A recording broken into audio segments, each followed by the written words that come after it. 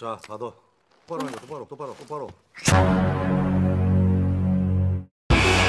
Selamat datang di channel Mad Monkey, kembali lagi bersama saya Demi. Kali ini seperti biasa saya akan merangkum sebuah film yang tentunya adalah film baku hantam lagi, Pak. Nah, dan film yang saling menempeleng lagi ya, kita hantam terus. Pokoknya di sini kita pukulin aja ya semua. Yang berjudul The Outlaws yang rilis pada tahun 2017, dimana tanpa perlu terlalu banyak beradu mulut di awal, maka dari itu siapkan nyali dan senjata kalian semua. Mari kita langsung serang saja dengan kekuatan penuh dan secara serentak katakan passwordnya bersama-sama.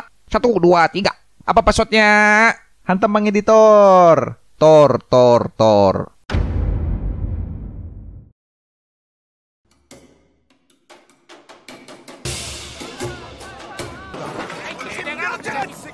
Film dibuka dengan memperlihatkan pertarungan antara dua bapak-bapak lemah yang sebelumnya telah berseteru di sebuah warung, di mana tak lama datanglah seorang pria berbadan besar ingin melerai bapak-bapak tersebut yang slow dengan santainya mengakhiri pertarungan itu dan pergi begitu saja sembari menelpon yang ternyata itu adalah si Mamang Telapak Budak.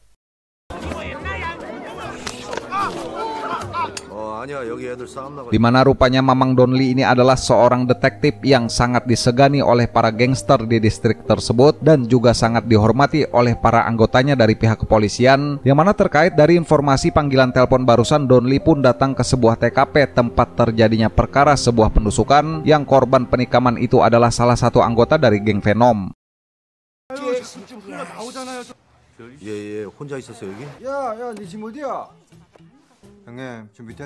Serpen di sisi lain yaitu ketua geng Venom, ia pun lantas menyuruh anak buahnya untuk bersiap melakukan sebuah penyerangan kepada geng saingan bisnis mereka yang disebut geng Yisu karena ingin membalas dendam anak buahnya telah ditikam. Namun tepat di depan markas ketika ingin menyerang, Mamang Donli malah muncul dengan membawa 3 orang anggotanya yang menyuruh berhenti dan membatalkan aksi penyerangan tersebut.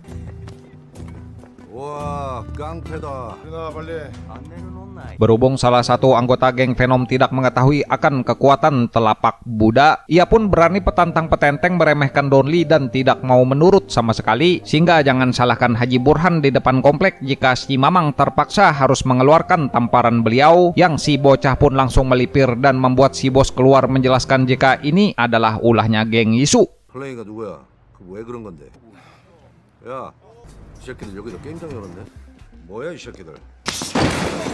Tanpa basa-basi, Donli pun langsung pergi menuju sebuah tempat perjudian miliknya geng Yisu, yang ketika sampai Donli pun curiga dengan seorang pria yang benar saja langsung kabur melihat polisi datang, dimana ketika terpojok pria itu pun langsung mengeluarkan pisaunya, namun si Mamang dengan santainya malah mengeluarkan plastik dan seketika menyuruh pria itu memasukkan pisaunya ke plastik untuk dijadikan sebuah barang bukti. Berhubung pria muka kasihan yang jadi tersangka penikaman heran dan lagi-lagi tidak mau menurut, yang dari tadi ngeyel sudah dibilangin tidak mau menyerah malah ingin berusaha melawan Donli, Mamang pun lagi-lagi terpaksa harus mengeluarkan tamparan beliau yang dipenuhi dengan rasa cinta dan kasih sayang, sehingga kemudian pria itu pun lantas mengantuk dan langsung tertidur pulas.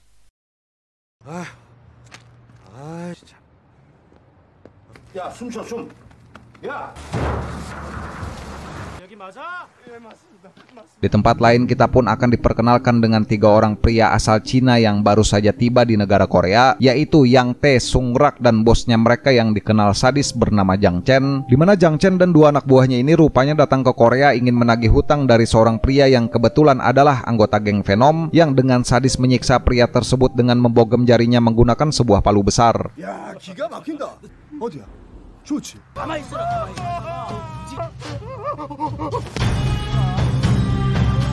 Kembali ke kantor polisi, atau lebih tepatnya adalah kantor divisi unit kejahatan berat tempat di mana Donli bekerja. Tersangka yang tadi mengantuk kini pun sudah terlihat bangun dan ditangkap ingin diinterogasi oleh Om Donli, dimana akibat pria tersebut tutup mulut dan tidak mau bicara, Om Donli pun terpaksa lagi-lagi membawa pria itu masuk ke ruang kejujuran yang dikasih helm dulu biar gendang telinga tidak pecah karena mau ditampar Mamang.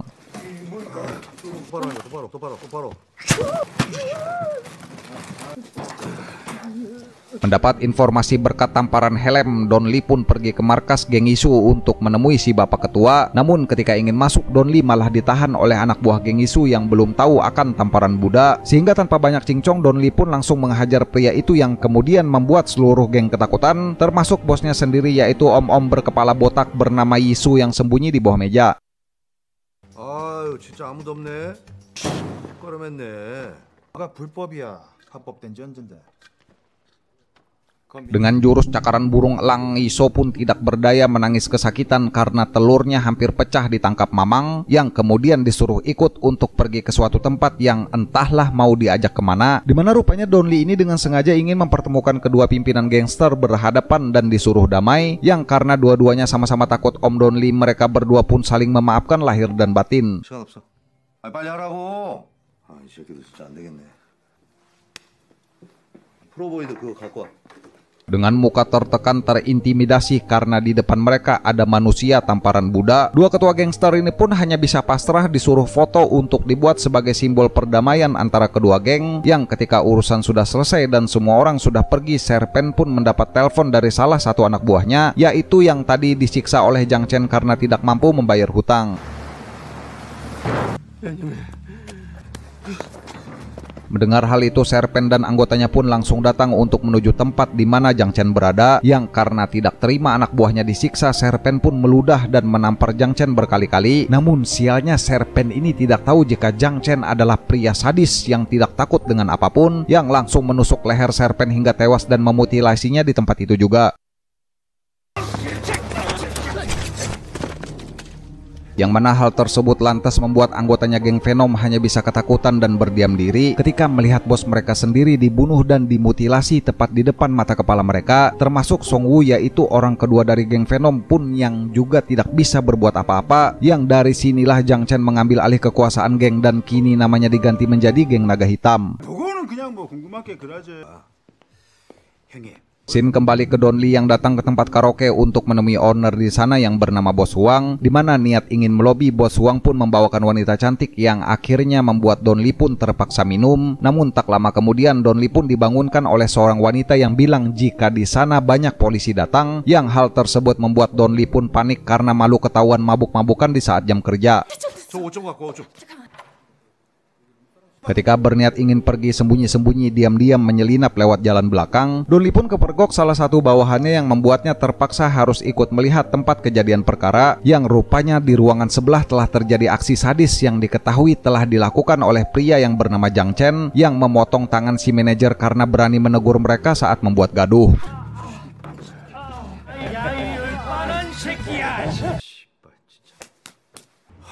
이거 어떻게 된 거야?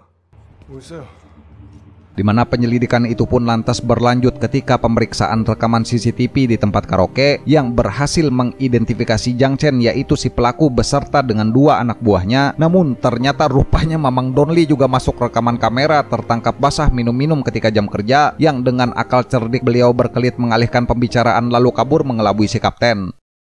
그러니까 네가 나 잡아. 어? 그러니까 뭐 집히는 게 있을 거 아니야. 형님 가시죠. Rupanya Don Lee berniat pergi karena ingin menemui intel pribadinya untuk mencari sebuah informasi, yang kedua informan ini pun memberitahukan bahwa geng Venom kini sudah berganti nama menjadi geng Naga Hitam, dan posisi ketua kini telah diambil oleh pria asal Cina yang bernama Jang Chen tersebut, yang tak berselang lama ditemukanlah potongan jasad Serpen ketua geng Venom sebelumnya yang dibuang ke tempat sampah. 바로 이 쓰레기 보면 큰일 났다. 이거 보통 일이 아니다. 애도 공차다가 찾았다는데. Kembali ke Jang Chen yang terlihat berada di sebuah bar sedang memberikan hasil kerja kepada Song Woo, yang diketahui rupanya bar tersebut adalah milik istrinya Song Woo sendiri, di mana Song Woo pun berpamitan dengan istrinya yang tak lupa juga menyuruh istrinya pulang dan segera menutup bar. Namun saat ingin tutup, Jang Chen malah mengajak istri Song Woo olahraga malam. Takut karena diancam, istri Song Woo pun terpaksa melayani Jang Chen olahraga malam melepaskan ion-ion tubuh, yang sialnya lagi rupanya sang suami ternyata masih belum pulang dan berada di luar bar berdiri diam, dimana hal itu pun tentu saja lantas membuat darah Song Woo panas dan kesal atas perbuatan Jang Chen bosnya yang diam-diam ingin berencana membunuh Jang Chen ketika ada kesempatan tiba.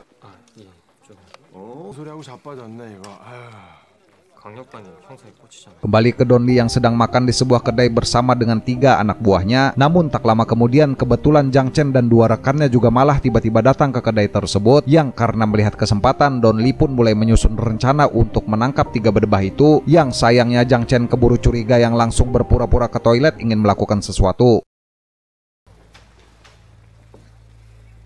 굴 좀 빌립시다.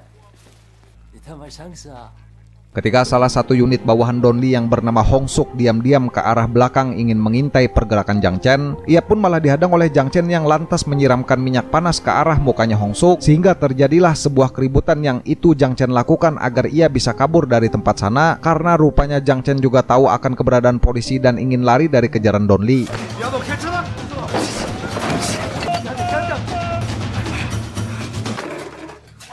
Di tempat lain ketika Song Woo sibuk bertengkar dengan istrinya akibat olahraga malam di tempo hari, ia pun tiba-tiba saja diculik oleh seorang pria berbadan besar yang rupanya itu adalah anak buahnya bos Huang yang menginterogasi ingin menanyakan di mana Jiang Chen bosnya berada, yang saat itu Song Woo pun minta diberi kesempatan karena ia juga ingin membunuh Jiang Chen dengan tangannya sendiri.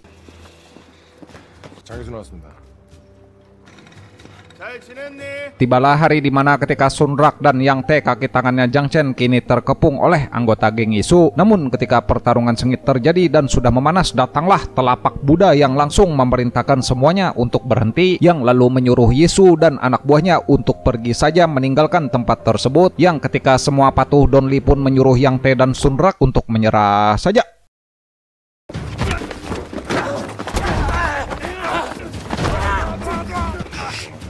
Berhubung belum tahu dengan tamparan Buddha, mereka berdua pun menolak dan terjadilah baku hantam antara Sung Rak melawan Donli, yang ketika si botak sudah dibuat tidur, Yang Tae pria satunya malah berhasil kabur melarikan diri, dimana Yang Tae pun bergegas menelpon Jiang Chen untuk memberitahukan bahwa Sung Rak kini telah tertangkap oleh polisi, yang saat di kantor si botak pun diinterogasi Mamang untuk ditanyai di mana Jiang Chen berada. 이거 너 맞지? 그지? 알았어. 전 변호사라고 인사해. Berniat membalas dendam atas tertangkapnya Sung Rak, Jiang Chen pun datang ke acara ulang tahun ibunya Yisu dengan menyuruh Yang Tae menyemprotkan alat pemadam api untuk membuat semua tamu panik, dimana Jiang Chen pun di sana duel 1 lawan 1 yang tidak begitu seru, namun akhirnya berhasil menikam Yisu, yang kekacauan itu pun kemudian tersiar secara langsung di berita TV.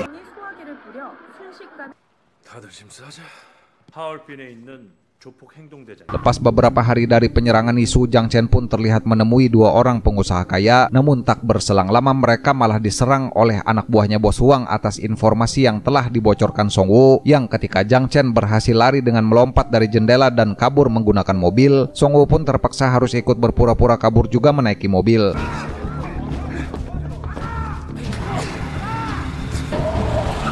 Melihat ada kesempatan di sana bahwa ia kemungkinan bisa menghabisi Jiang Chen ketika menyetir, Song Woo pun mencoba menikam Jiang Chen, namun usahanya malah berakhir naas dengan sebuah kegagalan akibat Jiang Chen dengan sigap menginjak rem dan malah membuat Song Woo yang kini terpojok, yang hal itu pun jadi bumerang bagi Song Woo sendiri yang tewas ditikam berkali-kali.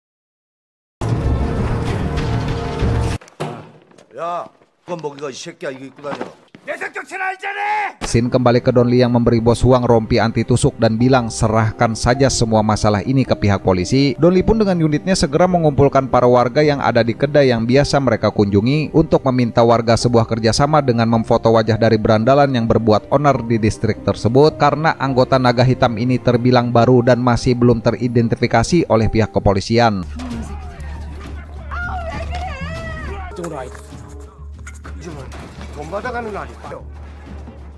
Ketika waktu berlalu dan para warga pun berhasil mendapatkan foto-foto wajah para pelaku pembuat onar, Donli pun bersiap membuat sebuah rencana terkait penangkapan para berandalan itu, namun Hong Suk tiba-tiba datang dengan membawa sebuah informasi bahwa kasus yang ia tangani malah akan dialihkan ke unit lain, sementara Sung Rak yang tertangkap akan diserahkan ke polisi Cina untuk dibawa kembali ke negaranya dan akan dijatuhi hukuman mati di sana. Tahu jika si botak dipulangkan ke Cina maka akan sulit untuk melacak keberadaan Jiang Chen, Mamang pun berpikir dan merencanakan sesuatu yang entahlah apa rencana beliau ini, yang ketika besok 2 polisi Cina pun benar saja datang ingin membawa Sun Rak kembali, dan berhubung masih ingin menyelidiki kasus, Mamang pun datang menarik Sun Rak untuk bicara 4 mata. 잘 생각해. 이번이 마지막 기회야. 내가 한국 감방에 넣어줄게. Di mana di sini Donli ingin memberikan pilihan kepada Sung Rak agar memberitahunya di mana Jiang Chen berada, yang sebagai gantinya Sung Rak akan dipenjara di Korea dan akan dibebaskan dalam beberapa bulan saja, ketimbang jika Sun Rak ini memilih ikut dengan 2 polisi Cina tersebut maka ia akan dihukum mati. Namun Sun Rak di sana hanya bisa diam membisu sebelum dibawa ke mobil menuju bandara. Kagetnya salah satu polisi Cina itu malah tidak sengaja menjatuhkan sebungkus paket kecil narkoba yang lalu dipungut oleh rekannya sendiri dan berkata untuk berhati-hati, dimana melihat kedua polisi ini juga rupanya adalah merupakan polisi kotor yang mungkin bisa diajak kerjasama. Sung Rak pun membantu si polisi itu agar bisa dengan mudah mengedarkan narkoba di negara Korea.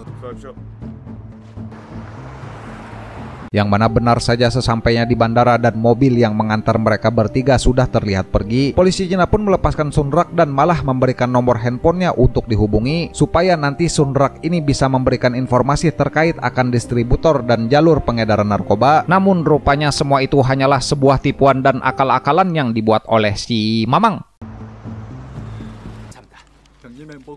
Yang mana hal tersebut sebelumnya memang sudah direncanakan agar Don Lee bisa memancing Jiang Chen keluar. Yang kedua polisi Cina itu rupanya ternyata adalah informan yang sudah biasa memberi Don Lee informasi, dimana meskipun sempat terjadi sedikit ketegangan karena Jiang Chen ini tidak percaya begitu saja bahwa Sun Rak dibebaskan oleh polisi, namun ketika sampel narkoba itu dikeluarkan barulah Jiang Chen kembali diam. 다 복사해서 한 명씩 다 돌려. Tibalah hari di mana Sung Rak pun menelpon polisi Cina untuk menentukan tempat pertemuan, yang di sana sudah ada si Mamang Don Lee bersiap dan para anggota kepolisian dari unit yang lain yang akan membantu. Dimana ketika Sung Rak dan anak buahnya masuk ke dalam ruangan, ia pun langsung disergap oleh Mamang Don Lee dan juga gabungan polisi. Namun sialnya Jiang Chen tidak terlihat berada di sana, yang rupanya sedang menyerang tempatnya bos Wang.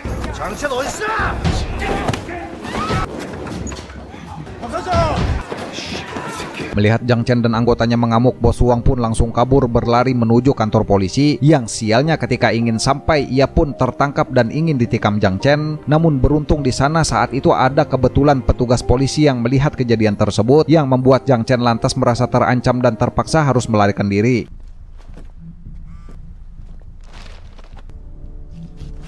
Tak jauh dari lokasi kejadian, Don Lee pun mendapat telepon dari Hong Suk jika Jiang Chen saat ini kabur ke lokasi tempat pendauran ulang, yang kemudian langsung pergi. Dan beruntung Mamang Don Lee datang di waktu yang sangat tepat ketika mobil Jiang Chen ingin menabrak Hong Suk, yang baku hantam pun lantas terjadi antara Don Lee melawan Yang Tae, yang sementara Jiang Chen memutuskan kabur bersembunyi di sebuah kedai salah seorang warga.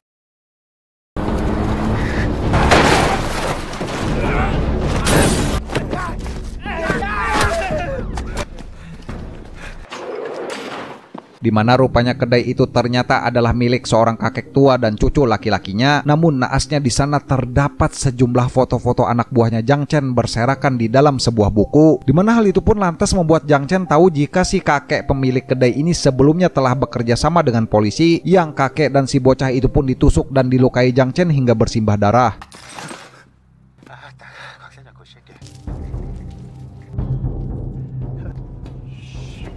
Beruntung ketika Don Lee datang, mereka berdua ini rupanya ternyata masih hidup dan masih bisa tersadar, yang dengan sekuat tenaga memberitahu jika pria barusan ingin pergi ke bandara dan kabur kembali ke Cina. Dimana ketika tiba di bandara, Jiang Chen pun berniat mencuci mukanya dan mengganti pakaiannya di dalam toilet. Namun alangkah terkejutnya saat keluar, si Mamang rupanya berhasil menyusul dan sudah menunggu di sana seorang diri. 휴지를 이렇게 많이 쓰면 어떡하냐.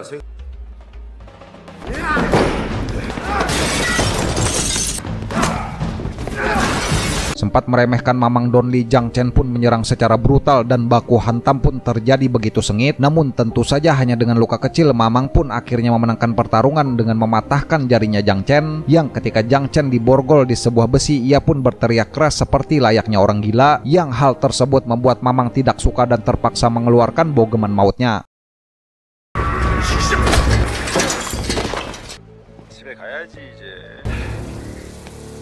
Scene beralih ke beberapa hari kemudian di kantor unit kejahatan berat tempat di mana Mamang Don Lee bekerja. Berhubung sudah menangkap 30 gangster lebih, menuntaskan kasus berat dan meraih pencapaian yang luar biasa, Don Lee pun berniat ingin menraktir 3 anggotanya untuk makan-makan enak di sebuah kedai. Yang film pun ditutup dengan terdengarnya suara memanggil bahwa si Mamang telah dicari oleh Pak Komisaris.